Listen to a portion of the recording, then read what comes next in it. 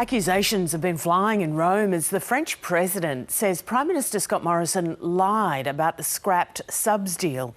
Emmanuel Macron said Mr Morrison misled him before the contract was ditched in September. The two leaders have crossed paths at the G20 summit in Rome and will meet again in Glasgow for the climate talks, but tensions are increasing. Mr Morrison was this morning forced to defend his handling of that $90 billion deal between Australia and France, saying he told the French leader their subs simply would not meet Australia's needs. We'll chat to the Federal Treasurer Josh Frydenberg in just a moment. But first, let's listen to Mr Macron's accusations and Mr Morrison's response. I have a lot of respect for your country. I have a lot of respect and a lot of friendship for your people. I just say when we have respect, you have to be true and you have to behave in line and consistently with this value. Do you think he lied to you? I don't think. I know. He said that you might have lied. Is that true? No. He said that what happened was detrimental to your reputation. What do you say to that? I'll always stand up for Australia's interests. But he's also accused you. He says he doesn't think you lied to him, he knows you lied to him. I don't agree with that. Has he not told you that to your face? You saw him today, you saw him yesterday. You just said to a camera, I don't think you lied to him. He knows you lied to him. That's not true. What are you going to do to repair the relationship? Because he said he was pretty clear that you need to do something to repair the relationship. Well, we've done that process.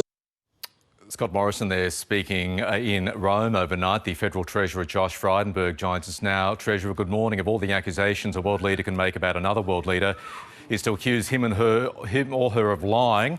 It's a big one, isn't it? Well, Michael, the Prime Minister, as you've said, has directly refuted that claim. We have entered into a new partnership with the United States and the United Kingdom, one that we believe is firmly in Australia's national interest. We're facing a pretty challenging international environment, particularly in our region, and Australia's ability to secure access to the latest technologies in the military space is really, really important. And it's not just nuclear submarines that we'll gain access to, it's also artificial intelligence technologies, cybersecurity technologies, new weapon systems and the like. And our partnership with the United States is well known through the ANZUS alliance, and with the United Kingdom is long-standing as well. So this new tripartite relationship is going to be critical for our national interest. Emmanuel Macron was pretty adamant. You heard him. I don't think I know his words about Scott Morrison lying to him. He knows the power of those words. Clearly something's happened. So you completely 100% believe the Prime Minister Scott Morrison when he says he hasn't lied directly to Emmanuel Macron? I believe the Prime Minister has made that very clear. And of course there's disappointment. So I'm just going to jump in. Michael, so by saying that, you believe Emmanuel Macron is lying. Somebody is not telling the truth here. Well, the Prime Minister has made it very clear that he refutes those claims that have been made. He's also said in other statements that the French knew that we were considering various options and that that contract wouldn't necessarily meet our strategic and national interests. The partnership with AUKUS does, and of course it hopefully will be a very fruitful and long-standing one in a broad range of areas. And so France and Australia, again, have been historically good friends and allies, and as you know, we have participated side by side with them in many activities, and we'll hope to continue to do so in the future. And it's a positive step forward that the Prime Minister and the French President have spoken, but there's clearly a lot of work still to be done. There's clearly a lot of work. So where does Australia go here? It's from here now. It's fair to say the relationship has deteriorated in the last couple of hours. Well, their disappointment is obvious, and it's understandable too. I mean, this was a large defence contract that they were hoping to see through to completion, but it's not going to happen that way because of the AUKUS arrangement. With respect to the next steps, well, the Prime Minister and the President will, no doubt talk about those in subsequent conversations. But we're thinking about how to build that partnership back, the areas of activity where we can continue to cooperate.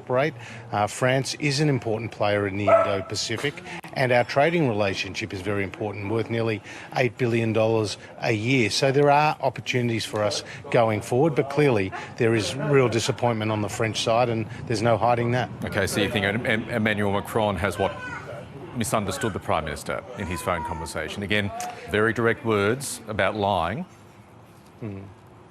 Well, I'm not going to speculate on what's in Emmanuel Macron's head. What I can tell you is that the Prime Minister has strongly refuted those claims, and that the AUKUS relationship is in our national interest. A couple of other issues before you go. Australia's international border, at least as it pertains to New South Wales and Victoria, has reopened today. What does that mean for Australia and the economy going ahead? Michael, this is really good news. It's a day for celebration. The fact that Australians can move more freely in and out of our country without home quarantine if they're double vaccinated. The fact that you can move more freely between Melbourne and the regions, or Sydney and their regions. Whether you can also now move more freely between New South Wales and Victoria. All of this is good news for our economy. We've seen an additional $150 million a day being spent across New South Wales and Victoria since the restrictions have eased, and we've also seen ticket sales for airline travel going gangbusters. Qantas say that they've sold 500,000 tickets in the last 2 weeks alone. That compares to selling just 20,000 tickets over a 2-week period in August. Jetstar has sold 75,000 international seats in the last 72 hours. And we also know Virgin's had very strong sales. So that's all going to be good news for our economy, and it's certainly going to see families and friends reunited ahead of Christmas. Before you go, Victorian Liberal MP Tim Smith, a good friend of yours, as it turns out, drove drunk over the weekend. He was nearly 3 times the legal limit. He crashed into a car and into a house in Melbourne. He's already quit the Victorian Shadow Cabinet. Does he deserve to stay in the Victorian Parliament as an MP, given what he did? Well, he made the right decision to resign from the Shadow Cabinet, and no doubt he will, consider his own future. But my comments about drink driving would be the same whether it's friend or foe alike. It's clearly unacceptable. It's clearly dangerous. Thank goodness in this instance nobody was injured.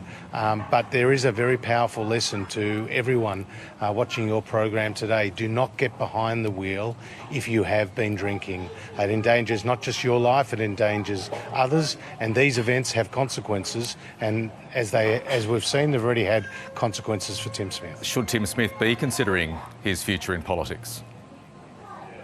Well, again, he no doubt will take some time to consider his future. But what I can say is that he's made a very strong statement accepting the errors of his own judgment, and thank goodness in this case nobody was injured. But drink driving by anyone in our community is clearly unacceptable and is dangerous. OK, I'll put it this way. Pre-selections for Liberals held seats open, I think, on Friday, including his seat of Kew. Do you support Tim Smith standing again, being again pre-selected as a Liberal MP by the party, given what's happened? Well, he'll make his own decisions. But you carry a lot of weight. As you and I both know, you carry a lot of sway in that particular part of Melbourne. Do you, Josh Frydenberg, support Tim Smith staying on as a Victorian MP? Well, Tim's still got a lot of work to do to represent his own community, even though he's not in Shadow Cabinet.